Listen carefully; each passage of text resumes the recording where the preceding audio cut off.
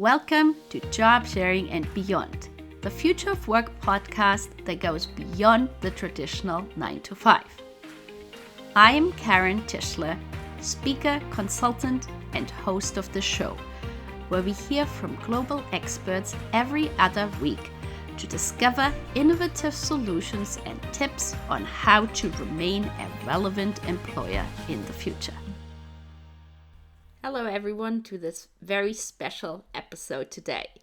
Last week, Job Sharing and Beyond celebrated its 20th episode, and so this week, I've decided I will be looking back at the episodes and play some highlights like a best-of compilation.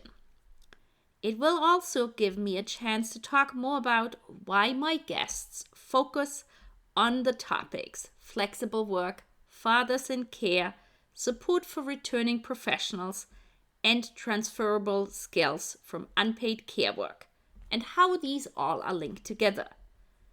A very recent article in a German newspaper hit some of my thoughts spot on. The writer was suggesting that more male professionals should be working flexibly or part-time. So let's start with flexible work.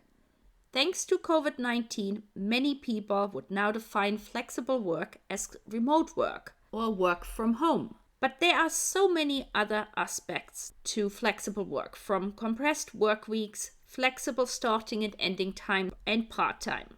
Now, given the name of the show, it is heavily focused on job sharing and top sharing.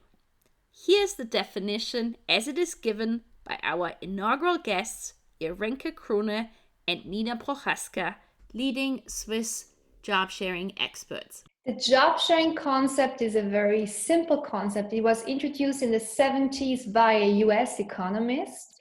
And the definition is to have a full-time position which is divided among 2 or 3 people who are sharing the job, the position, with a common responsibility and common values. There's a difference between job sharing and job splitting, because in a job sharing context, you have really a co-responsibility. You're sharing the responsibility for all the tasks. You have also difference between job and top sharing. Top sharing is a job sharing, but with a leading position, where you have different people working in a team with you, and it could be also at the very highest level of a company. This type of flexible work sounds perfect for more work-life balance, which often includes unpaid care work or caregiving. But what really is unpaid care work? Is it simply being a babysitter or washing dishes? Or are there actually transferable business skills that can be learned from it? In my conversation with Dr. Stephanie Robben-Bayer, she shared more about her definition of parenting. And I think to be with your child is very compared to be like a leader. And I don't want to say that children and employees are on the same level. That's not my kind of view. My kind of view is that when you are a mom and when you are a dad, you can reflect yourself and you can think about in what kind of things I'm better than before when I didn't have children before. And then you can recognize, you can be self-confident that you're a mom and then a dad now. And then you can communicate that, you can live that, and you can put it in the work as an employee or a leadership in your company. So it's just like to compare what I do in the family, like a mom and a dad, to compare what I do in my work as a employee or a leader. And everything is based on self-reflection.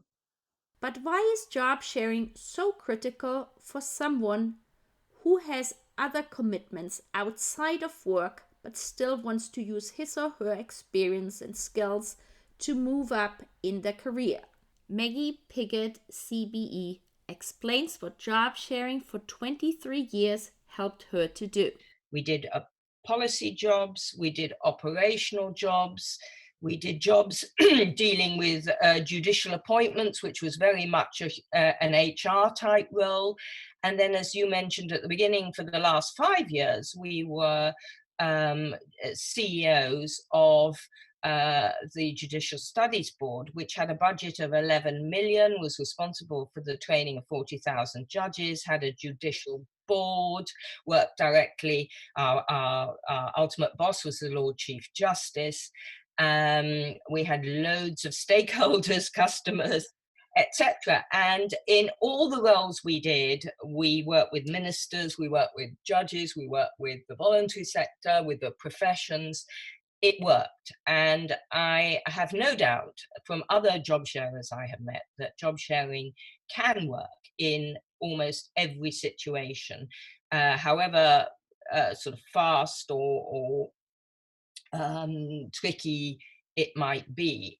We certainly encountered right at the beginning some skepticism when we moved from a legal job to a policy job. We got lots of, you couldn't job share my job. I mean, job sharing is wonderful, but you couldn't job share my job. Or how can you job share a policy job? I mean, the deadlines and ministers and all that sort of thing.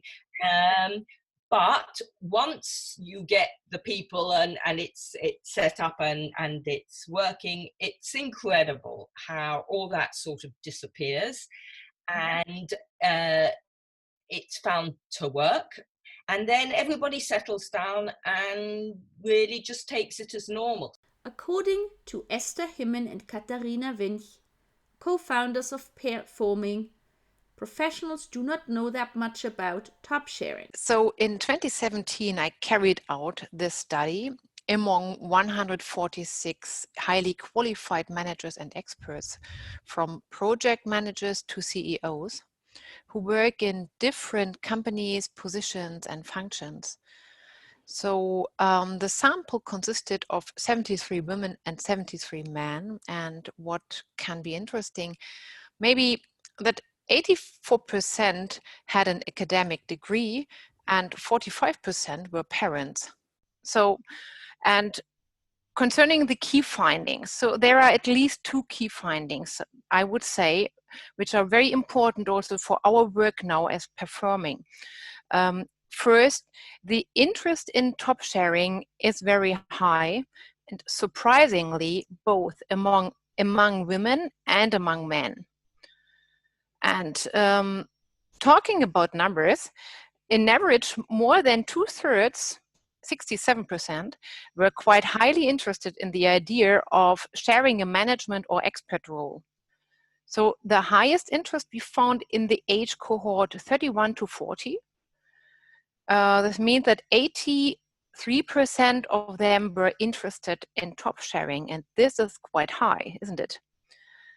So the second, at the same time, we learned that the overwhelming number of respondents had never heard of the possibility to work as an expert or manager in a shared role. And in total, 64% of the sample, which applies to 73% of men and 55% of women surveyed in the study.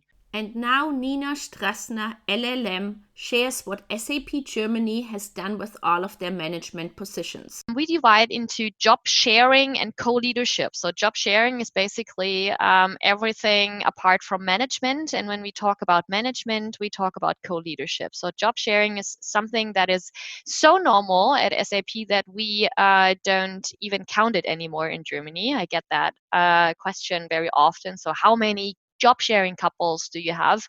And we just don't track them anymore because it's so common.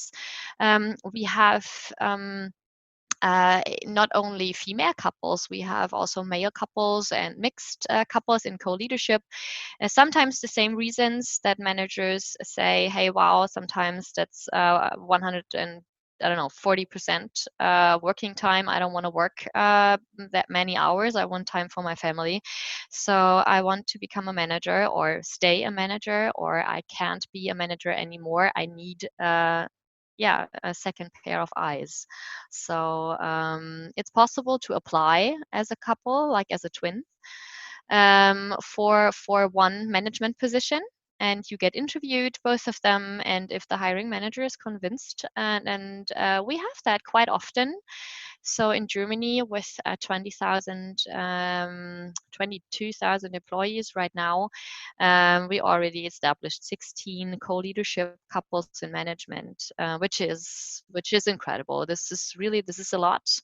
And also, not only women, as we would think, also men decide to do that because they want more private life, and or feel like, also when you think about generations, so that someone from an older generation works together with a manager coming, or is new to his managerial role. It's a really nice onboarding situation you're creating, because maybe I'm not ready on my own, but I'm ready with an old warrior standing next to me for maybe 3 months, 6 months, a year.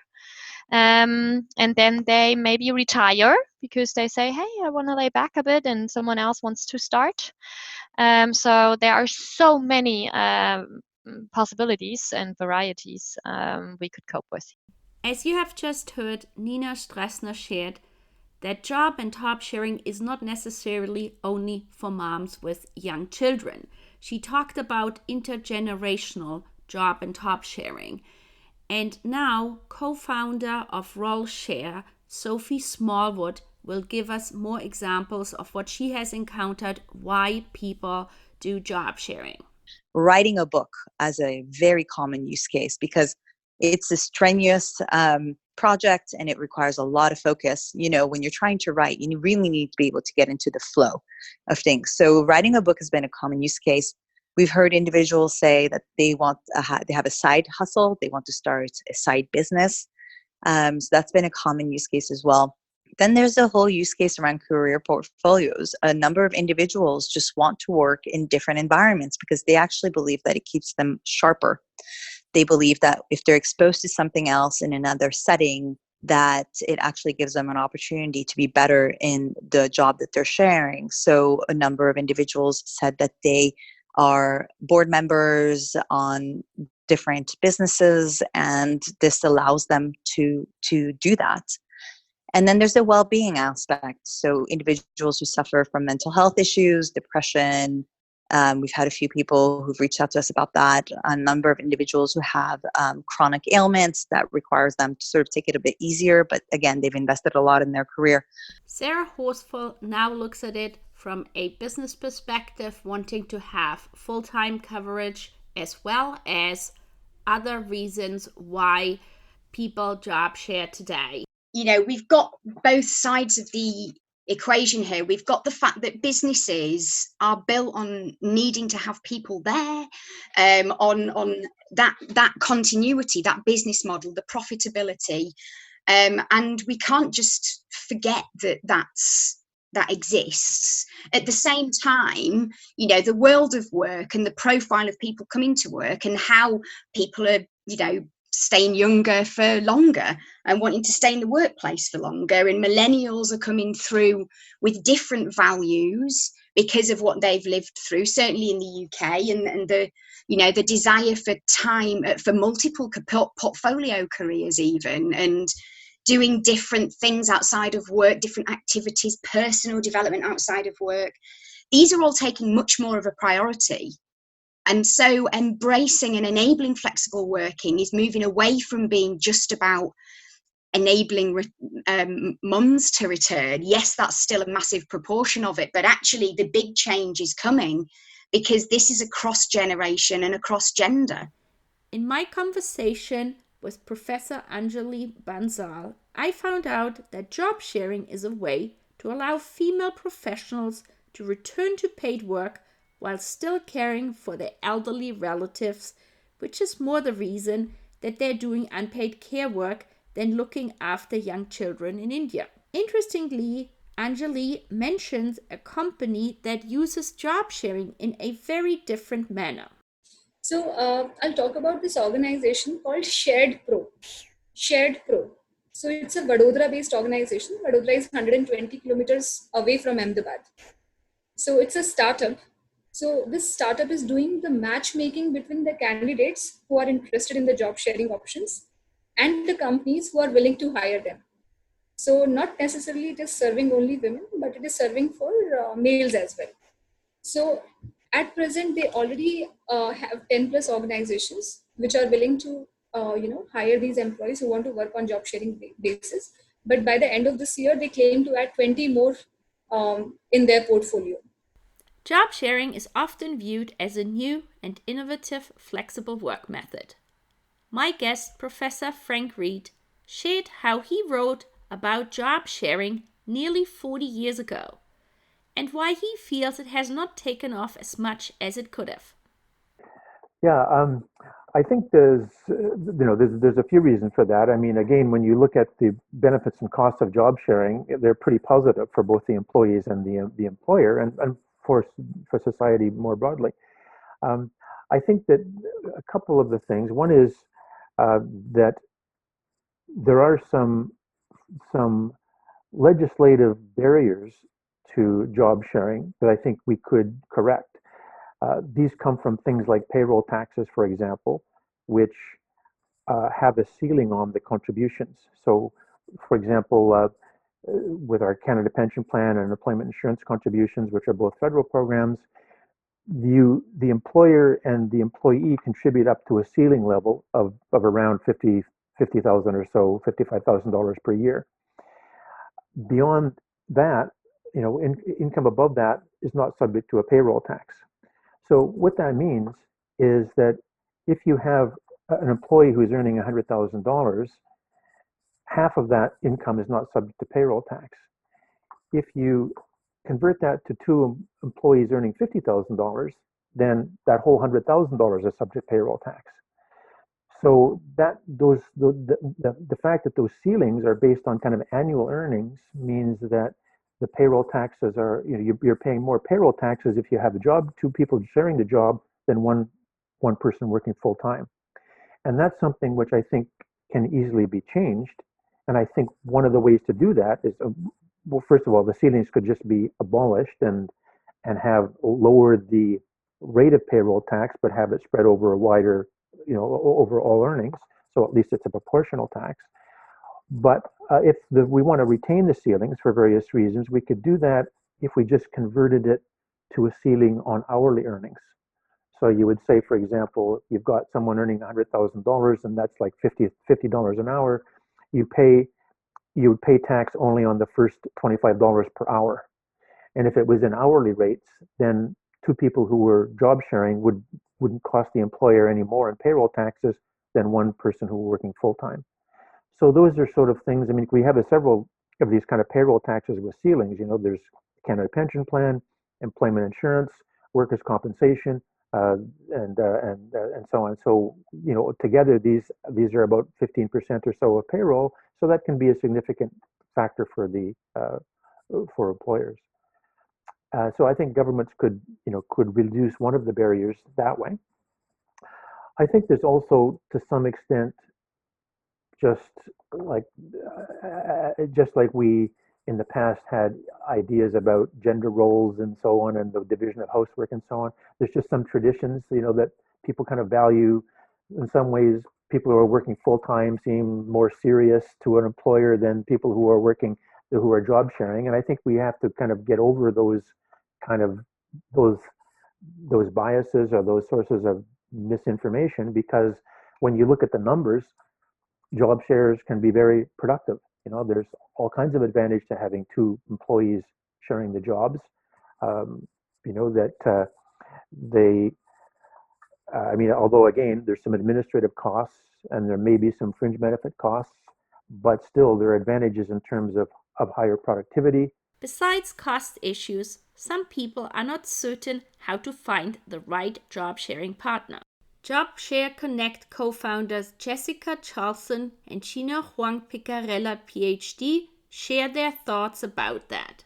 The match is really the number one factor of success. And so it's really important to have a good fit for not only the talent and making sure that they have that we are matching them appropriately with a job share match, but then also that there's a good fit with the company and the company culture. So because the match is so important, the challenge is that it's difficult to get right. And so what we do is that we take our talent through assessments, and we provide feedback and coaching, and give them feedback on the assessment through a report. And then we take them through a chemistry check. And then we also then give them an opportunity to work together. Because I think sometimes if you think that if you like someone, then you think that you'll be able to work together, but that's not always the case. So we take them through an exercise that allows them to really see how they work together, how they communicate, and overall, what the end product looks like. And Professor Dr. Eleonore Winkels talks about a unique and very innovative job sharing idea. When she was asked by her university but was unable to increase the number of her own lecture hours.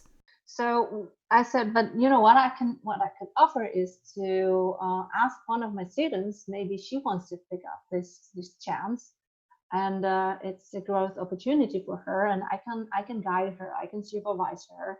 So what we actually did was that she had 16 appointments of the hours or so, and of those I had at the beginning, in the middle, and at the end a lecture with her together. So instead of 16, I had only 3 hours at the appointments, and she managed all the lectures all by herself. We always, after one lecture, we would call and discuss how it went, and I could coach her and tell her what she could do and everything else. But I have to say that she was really independent. It really is job sharing, because I had my name on it, but still she was the one executing. She gained a lot of experience, and I was able to fulfill some obligations which were not truly mine, but obviously I'm a team player, so I always try to find a way to fix the things.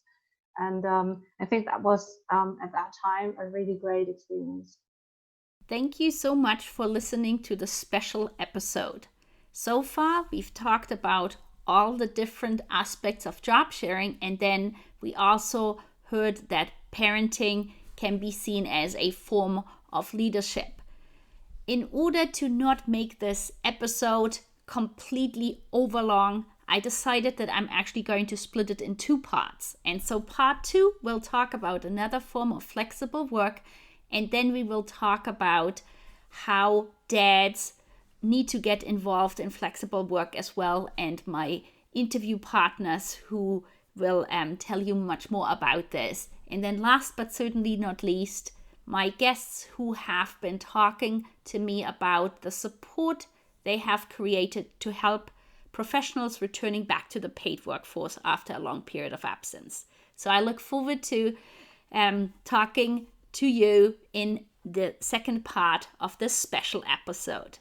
If you would like to listen to the entire episodes of the guests that I have showed various clips today, please head over to our website, which is emilyspast.ca, which is EMILYSPATH.ca, where you can find all of the episodes, including the show notes. Thank you so much for listening to the show. We hope you gained valuable insights and new ideas. To keep listening to future episodes, please head over to iTunes or your favorite player and subscribe and give it a rating. We would very much appreciate a review and for you to share it on social media, so more people can start innovating in how they offer employment. Until the next time, goodbye!